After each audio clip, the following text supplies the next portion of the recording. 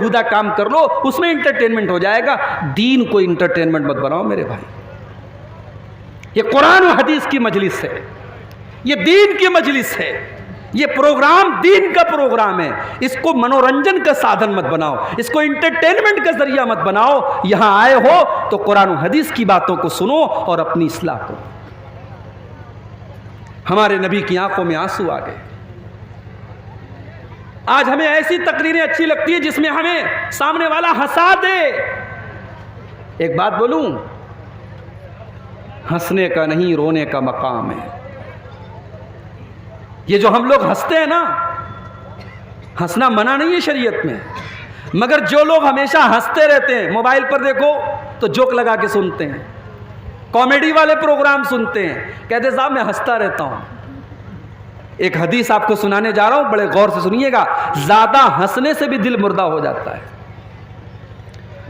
तिरमिजी की रिवायत है, अल्लाह के प्यारे नबी फरमाते हैं, मैं 5 बातें बयान करने जा रहा हूं, इन 5 बातों को कौन सीखेगा? मैं याखुज़ अन्नी हाउलाइल कलिमात, मैं 5 बातें बयान करने जा रहा हूं, इन 5 बातों को कौन सीखेगा? हजरत अबू हुरैरा, अल्लाह के नबी के वो साहबी जिन्होंने अपनी जिंदगी को वक्फ कर दिया था दीन सीखने के लिए, कुरान और हदीस सीखने के लिए। अबू हुरैरा कहते हैं, अय अल्लाह के नबी मैं आपकी बातों को याद करूंगा, अय अल्लाह के नबी मैं आपकी बातों को याद करूंगा और दूसरों तक पहुंचाऊंगा। आपने फरमाया नोट कर लो, मैं 5 बातें बता रहा हूं। नंबर 1, इत्तकिल महारिम तकुन अग्नन्नास। इत्तकिल महारिमा, तुम हराम से बचने वाले बन जाओ, तुम हराम से बचने वाले बन जाओ, तुम सबसे बड़े मुत्तकी बन जाओगे।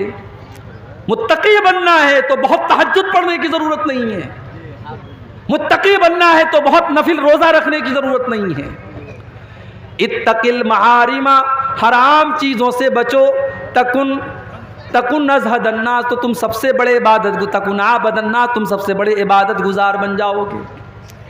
इबादत गुजार अगर बनना है, मुत्तकी बनना है, परहेजगार बनना है, तो हराम चीजों से बचने वाले बन जाओ। हराम कारोबार से बचो, हराम कमाई से बचो, हराम जुबान से बचो, हराम चीजों से बचो, तुम सबसे बड़े इबादत गुजार बन जाओगे। उसके बाद अल्लाह के नबी कहते हैं दूसरी चीज, वर्द बिमा कसमल्लाहु लक तकुन अगनन्नास, अल्लाह ने तुम्हारी तकदीर में जो लिख दिया है उसके ऊपर राजी हो जाओ, खुश हो जाओ, तुम सबसे बड़े मालदार बन जाओगे। ये हसद क्यों होता है? मेरी तनख्वाह 5,000, तेरी 10,000 क्यों है?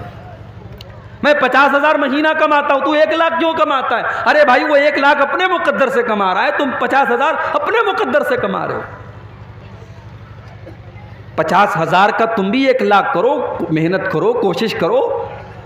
तुम्हारी तकदीर में अगर 1 लाख लिखा है, दुनिया की कोई ताकत छीन नहीं सकती है, और तुम्हारी तकदीर में नहीं लिखा है तो तुम सारे तरीके अपना लो, तुम 1 लाख रुपया नहीं कमा सकते। तो तकदीर में अल्लाह ने जो लिख दिया है उस पर राजी रहो, खुश रहो, मेहनत करो, बेहतर से बेहतर की कोशिश करो, मगर अल्लाह ने जो तकदीर में लिख दिया है उसके ऊपर खुश हो जाओ। अल्लाह के प्यारे नबी कहते हैं सबसे बड़े मालदार बन जाओगे। मालदार वो नहीं है जिसका मकान सबसे अच्छा हो, मालदार वो नहीं है जिसकी बिल्डिंग सबसे अच्छी हो, जिसका कपड़ा सबसे अच्छा हो। मालदार वो है जो चैन की नींद सोता हो, जिसके बच्चे बीमार न रहते हो, जिसके घर में किचकिच न लगी रहती हो, जिसके घर में टेंशन न रहती हो। अल्लाह के नबी ने कहा तकदीर पर राजी हो जाओ, सबसे बड़े मालदार बन जाओ। तीसरी चीज,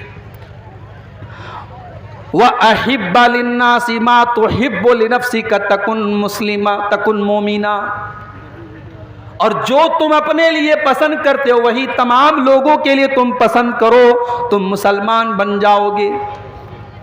तुम नहीं चाहते तुम्हारी बेटी को कोई गलत नजर से देखे, तुम्हारी बहन को कोई गलत नजर से देखे, तुम्हारी बीवी को कोई छेड़े। तुम भी दूसरों की बेटियों को, दूसरी की बहुओं को, दूसरों की बहनों को गलत नजर से देखना बंद कर दो।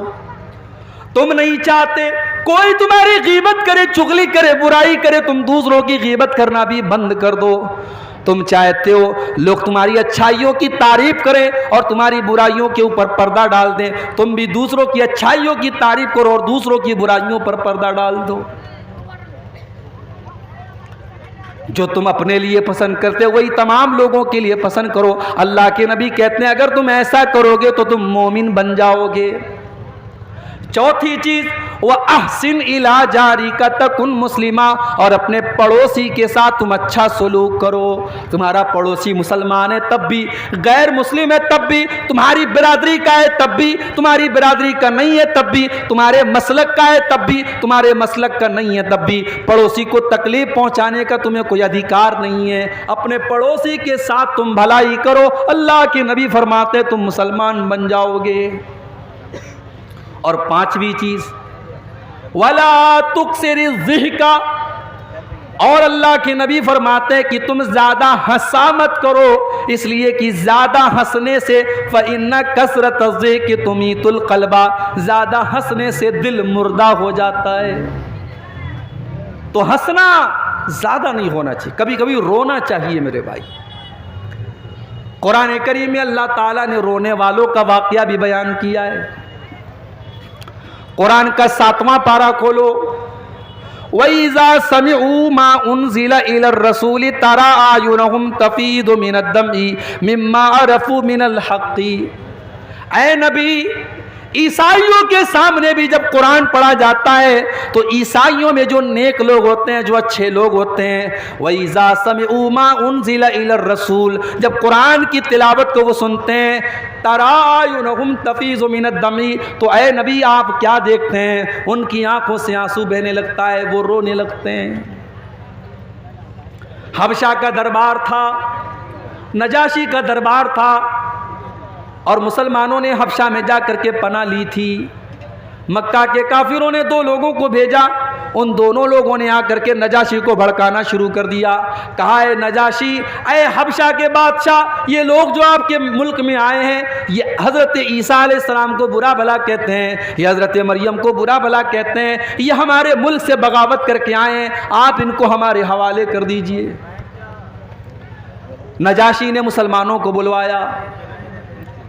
मुसलमानों ने हज़रत जाफ़र रज़ी अल्लाह ताला अन्हु को अपना नुमाइंदा बनाया। नजाशी ने कहा कि ऐ मुसलमानों, हमें पता लगा है कि तुम ईसा अलैहिस्सलाम को बुरा भला कहते हो, तुम हज़रत मरियम को बुरा भला कहते हो, तुम्हारा क्या ख्याल है? हज़रत जाफ़र ने कहा कि ऐ नजाशी, ऐ हबशा के बादशाह, मैं कोई और बात तो नहीं बयान करूंगा, मैं कुरान की आयत आपके सामने पढ़ देता हूँ। उसके बाद सूरह मरियम की तिलावत करना शुरू कर दिया। कभी मौका मिले तो सूरह मरियम की किसी अच्छे कारी की आवाज़ में सूरह मरियम की तिलावत सुनो मेरे भाई, अगर अंदर से रूह न सरसार हो जाए तो कहना। कुरान का अंदाज, कोई अच्छा कारी जब कुरान पढ़े। हज़रत जाफ़र तो अल्लाह के नबी के सहाबी हैं, जब उन्होंने अपने अंदाज में कुरान को पढ़ना शुरू किया, वज़कुर फिल किताबी मरियम, जब उन्होंने हज़रत मरियम का वाक़या बयान करना शुरू किया, ईसा अलैहिस्सलाम के पैदाइश का वाक़या बयान किया। पैदा होने के बाद जब हज़रत मरियम ईसा अलैहिस्सलाम को अपनी गोद में लेकर के गई और कौम के लोगों ने ताना मारना शुरू किया, और हज़रत मरियम ने अपनी माँ की गोद में अपने अल्लाह के नबी होने का ऐलान किया, अल्लाह के बंदे होने का ऐलान किया। जब ये सूरह मरियम की आयतें जब हज़रत जाफ़र ने पढ़ना शुरू की, पूरा दरबार रोने लगा, नजाशी भी रोने लगे, और पूरा का पूरा दरबार सिसकियों से गूंजने लगा, पूरा दरबार रोने लगा। और नजाशी भी ईमान ले आया और उसके दरबार के कई लोग ईमान ले आए। अल्लाह ने फरमाया वइज़ा समिऊ मा उनज़िला इलर रसूली तरा आयुनहुम तफीज़ु मिनद्दमी, ऐ नबी, जब कुरान उनके सामने पढ़ा जाता है तो वो कुरान को सुन करके रोने लगते हैं।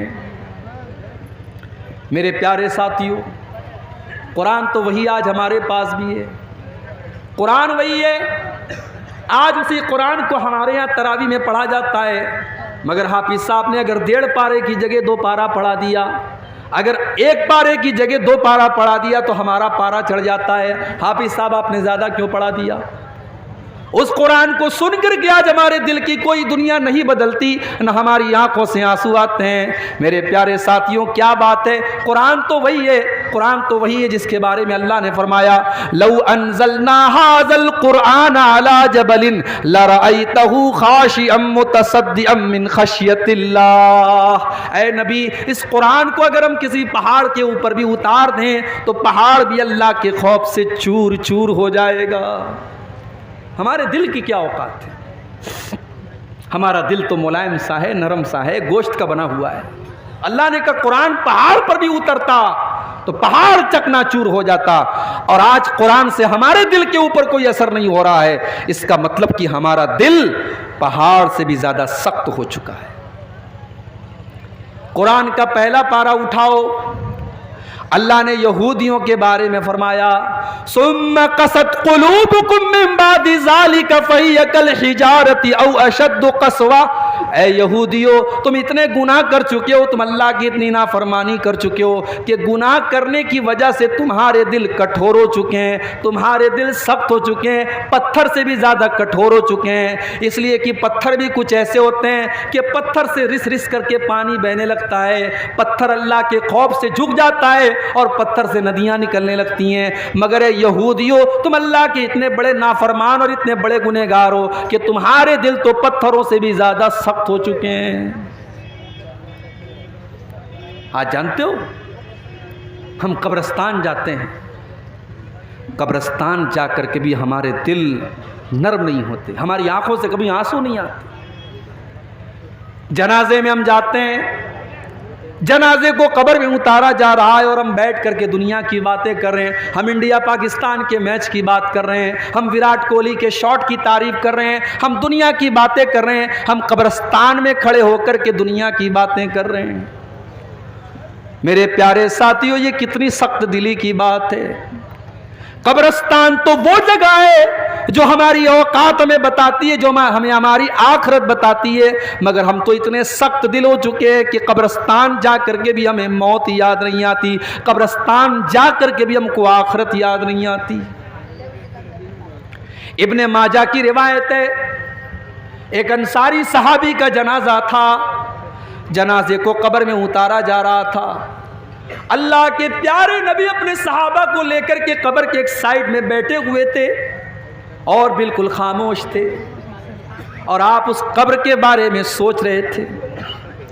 अचानक आपकी आंखों से आंसू बहने लगे, आप इतना रोए हत्ता बल्लसरा, आपके आंसुओं से वहां की जमीन भीग गई, जमीन तर हो गई। आपने अपने सहाबा से फरमाया, ले मिस्ले हाज़ा फ़अइद्दू या इख़वानी, ऐ मेरे सहाबा, इस कब्र में तुमको भी जाना है, ये मंजिल तुमको भी देखनी है, ये जगह तुमको भी देखनी है, तुम इसकी तैयारी करो। ओ पूर्णिया में प्लाट बनाने वालों, वो चौक में मकान खरीदने वालों, वो करोड़ों की प्रॉपर्टी बनाने वालों, कब्र में कोई प्रॉपर्टी काम न देगी, कोई दुकान काम न देगी, तुम्हारे घर का एसी काम न देगा, तुम्हारे घर का पंखा काम न देगा, तुम्हारे घर में लगाया गया इन्वर्टर काम न देगा। उस कब्र में तुमको भी जाना है, वहाँ तुम्हारा बेटा तुम्हारी मदद करने ना आएगा, तुम्हारी बीवी तुम्हें एक गिलास पानी देने ना आएगी। ले मिसले हाज़ा फ़अइद्दू या इख़वानी, अल्लाह के नबी अपने सहाबा से कहते हैं, ऐ मेरे सहाबा, इस कब्र में तुमको जाना है, तुम इसकी तैयारी करो। हमको तो कब्रिस्तान जाकर के भी मौत याद नहीं आती, हमारी आंखों में कभी आंसू नहीं बहते कब्रिस्तान जाकर के। उस्मान गनी को देखो, ये अल्लाह के नबी के वो साहबी है जिनको अल्लाह के नबी ने कई मरतबा जन्नती कहा था। उस्मान गनी जब कब्रिस्तान के पास से गुजरते थे और कब्रों को देखते थे, ज़ारो कतार रोने लगते थे, आंखों से आंसू बहने लगते थे। पूछा गया कि उस्मान गनी, जन्नत की बात आती है तो आप नहीं रोते हैं, जहन्नम का तस्करा होता है तो आप नहीं रोते हैं, कब्रिस्तान को देख करके क्यों रोने लगते हैं, कब्रों को देख करके क्यों रोने लगते हैं? उस्मान गनी कहते हैं, ओ लोगों, मैंने अपने प्यारे नबी, अल्लाह के प्यारे नबी को ये फरमाते हुए सुना है, इन्नल कब्रा अव्वलु मंजिल मिन मनाजिलिल आखिरा, बेशक कब्र आखिरत की पहली मंजिल है, जिसने इस मंजिल को क्रॉस कर लिया उसके लिए आगे की मंजिलें भी आसान होंगी। मेरे नौजवान साथियों, जैसे तुम फेसबुक के लिए टाइम निकालते हो, जैसे तुम व्हाट्सएप के लिए टाइम निकालते हो, कुछ टाइम निकालो जिंदगी में ऐसा जब हम हो हमारा अल्लाह हो और हमारी आंखों में आंसू। तन्हाई में बैठकर अपने पापों को हम याद करें, अपने गुनाहों को याद करें और अल्लाह की बारगाह में हम दो चार आंसू बहा लें।